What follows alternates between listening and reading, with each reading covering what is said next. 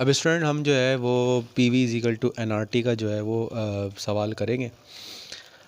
अब यहाँ पर देखें, अब जब हम न्यूमेरिकल को सॉल्व करने के लिए जा रहे हैं, अब देखें हम जो है वो P one V one is equal to P two V two का फॉर्मूला भी सॉल्व कर चुके हैं, ठीक है, और V one upon T one का फॉर्मूला भी यूज़ कर चुके हैं, ठीक है।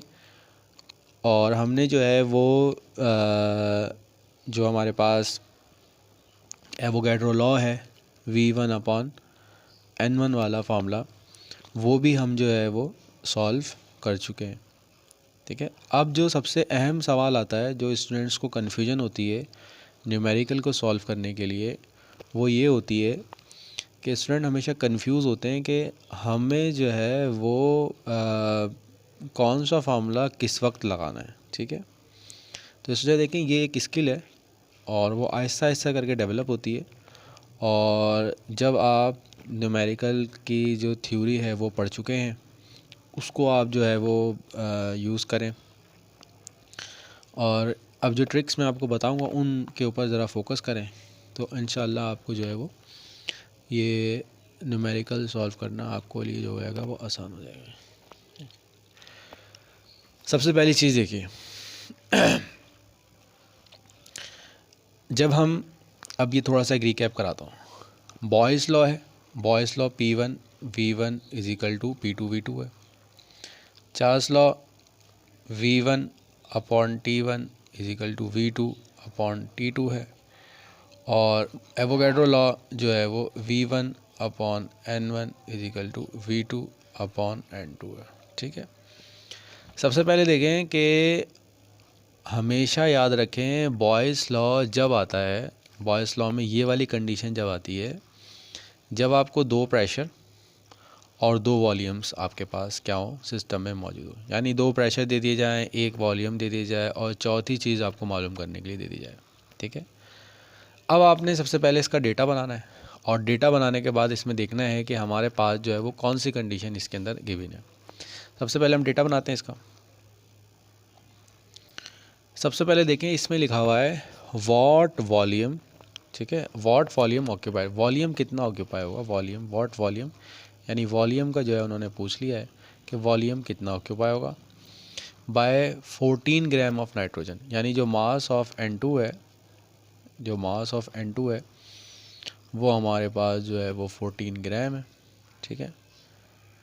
एट 20 सेंटीग्रेड, टेम्परेचर जो है वो हमारे पास जो है वो 20 सेंटीग्रेड है, मतलब आप इसको जो है वो केल्विन में कन्वर्ट कर लेंगे तो ये हो जाएगा 293 केल्विन, ठीक है।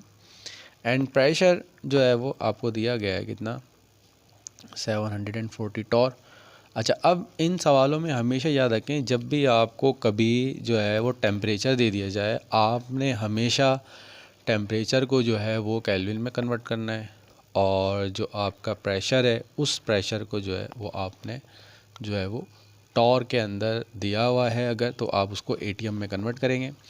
और टॉर से एटीएम में कन्वर्ट करने का सिर्फ सिंपल सा स्टेप है, क्या है, आपने 760 से क्या कर देना है, इसको डिवाइड कर देना है। अब जब आप 760 से इसको डिवाइड करेंगे तो आपके पास 0.974 एटीएम जो है ये हमारे पास आ जाएगा। अब देखें, जो पहली चीज़ है वो ये है, क्या इसमें बॉयल्स लॉ यूज़ होगा, चार्ल्स लॉ यूज़ होगा, और क्या इसमें जो है वो एवोगैड्रो लॉ यूज़ होगा, क्या इसके अंदर जो है वो P V is equal to N R T वाली जो इक्वेशन है वो यूज़ होगी। तो सबसे पहली चीज़ इसमें देखें, बॉयल्स लॉ के लिए ज़रूरी है कि दो प्रेशर हो, दो वॉल्यूम हो, ठीक है। तो अब हम देखते हैं क्या इसमें दो प्रेशर और दो वॉल्यूम है। तो जब हम देखते हैं तो हम देखते हैं हमें एक ही प्रेशर है, एक ही टेम्परेचर है, एक ही वॉल्यूम यानी मालूम करना है। इसमें देख लेते हैं, इसमें दो वॉल्यूम चाहिए, दो वॉल्यूम नहीं है हमारे पास, तो एक ही वॉल्यूम है, जो भी मालूम करना है। एक ही टेम्परेचर है, अगर दो टेम्परेचर नज़र आ जाते हैं तब आप कहते हैं कि हम इस फॉर्मूले को यूज़ कर सकते हैं। तो इसमें तमाम डिस्कशन से हमें मालूम हुआ कि इन तीनों में जो है वो, इन तीनों में से कोई सा भी फार्मूला यहाँ पर यूज़ नहीं हो सकता। और क्यों यूज़ नहीं हो सकता, इसलिए यूज़ नहीं हो सकता कि भाई कंडीशंस जो है वो फॉर्मूले की ये है कि आपके पास कम से कम दो पैरामीटर्स लाजमी आपके पास गिवन में हो, एक जैसे प्रेशर है। अब कौन सा होगा? अब ज़ाहिर सी बात है, जब आपके पास एक प्रेशर, एक वॉल्यूम, एक टेम्परेचर दिया जाए तो उसके अंदर जो हम यूज़ करते हैं वो हमेशा P V equal to N R T को यूज़ करते हैं, यानी P V equal to N R T जो है वो इसके अंदर यूज़ होगा। अब हम P V equal to N R T को यूज़ करने तो जा रहे हैं, तो सबसे पहली चीज़ तो ये डिसाइड करेंगे इसके अंदर हम आर की वैल्यू कौन सी यूज़ करेंगे। तो हमेशा याद रखें, जब भी P V equal to N R T use करें इसके अंदर हमेशा 0.0821 ATM DM³ पर मोल और पर केल्विन वाला जो आपके पास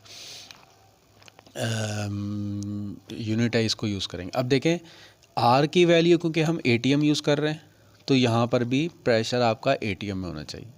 यहाँ हम DM³ यूज़ कर रहे हैं तो हमारे पास जो वॉल्यूम होगा वो तो ज़्यादा DM³ में है। मोल यूज़ कर रहे हैं तो ये आपका यहाँ पर मोल में होना चाहिए, ये ग्राम्स है। तो हम क्या करेंगे, इसको जो है वो मोल्स में कन्वर्ट कर लेंगे। तो हम डिवाइड करा देंगे 14 डिवाइड बाय, इसका मॉलिक्यूलर मास 28 होता है तो इसको डिवाइड कराएंगे तो ये हो जाएगा 0.5 मोल्स हमारे पास जो होगा वो ये आ जाएगा। ठीक है, यहाँ तक आपने कर लिया, सही है। अब जो चीज़ रह गई वो ये रह गई कि अब हमने फार्मूले को यूज़ करना है। अब देखिए प्रेशर हमारे पास 0.974 ATM है, वॉल्यूम हमने क्या करना है, मालूम करना है। ठीक है, नंबर ऑफ मोल्स हमारे पास जो है वो 0.5 मोल है। ठीक है, आर की वैल्यू जो है वो हम यूज़ कर रहे हैं 0.0821 ATM DM³ पर मोल पर केल्विन और मल्टीप्लाई बाय टेम्परेचर जो है वो हमारे पास कितना है 293 केल्विन है। ठीक है, ठीक है। अब यहाँ पर हमने वॉल्यूम मालूम करना है। अब यहाँ पर देखें ये था 0.2 मोल। ठीक है, इसकी वैल्यू 0.0821। ठीक है, ATM,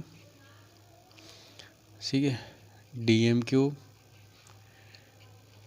पर मोल, यानी पर मोल का नीचे पर मोल होगा और नीचे जो होगा पर मोल और पर केल्विन है। ठीक है, ये आगे।